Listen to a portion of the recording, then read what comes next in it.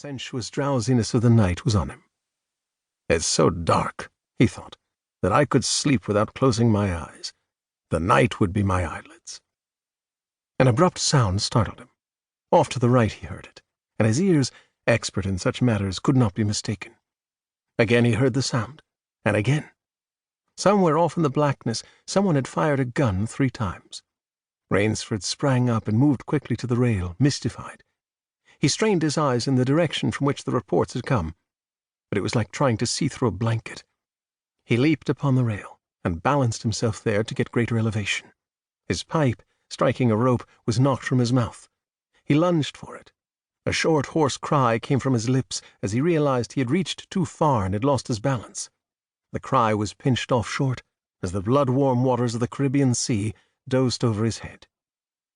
He struggled up to the surface and tried to cry out, but the wash from the speeding yacht slapped him in the face, and the salt water in his open mouth made him gag and strangle.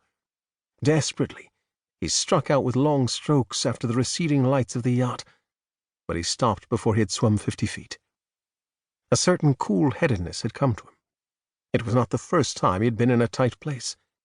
There was a chance that his cries could be heard by someone aboard the yacht, but that chance was slender, and grew more slender as the yacht raced on. He wrestled himself out of his clothes and shouted with all his power.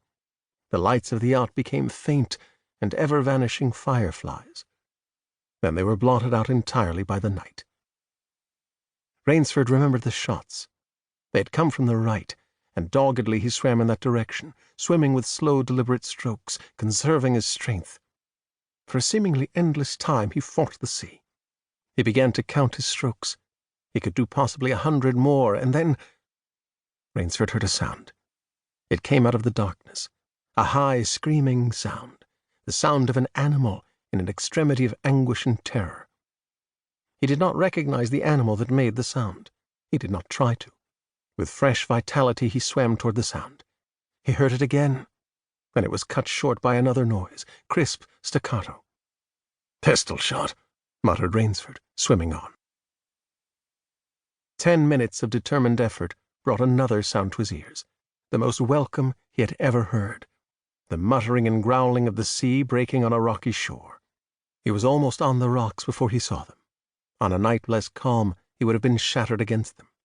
With his remaining strength, he dragged himself from the swirling waters. Jagged crags appeared to jut up in the opaqueness. He forced himself upward, hand over hand.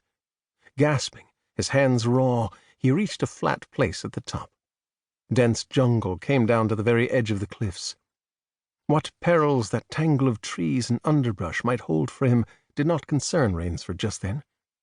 All he knew was that he was safe from his enemy, the sea, and that utter weariness was on him. He flung himself down at the jungle edge and tumbled headlong into the deepest sleep of his life.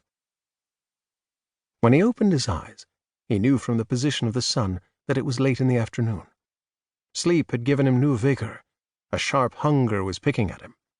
He looked about him, almost cheerfully. When there are pistol shots, there are men. Where there are men, there is food, he thought. But what kind of men, he wondered, in so forbidding a place? An unbroken front of snarled and ragged jungle fringed the shore. He saw no sign of a trail through the closely knit web of weeds and trees. It was easier to go along the shore, and Rainsford floundered along by the water. Not far from where he landed, he stopped. Some wounded thing, by the evidence a large animal, had thrashed about in the underbrush. The jungle weeds were crushed down, and the moss was lacerated. One patch of weeds was stained crimson. A small, glittering object not far away caught Rainsford's eye, and he picked it up. It was an empty cartridge. "A .22, he remarked. "That's odd. It must have been a fairly large animal, too. The hunter had his nerve with him to tackle it with a light gun. It's clear that the brute put up a fight. I suppose the first 3 shots I heard was when the hunter flushed his quarry and wounded it. The last shot was when he trailed it here and finished it." He examined the ground closely and found what he had hoped to find, the print of hunting boots.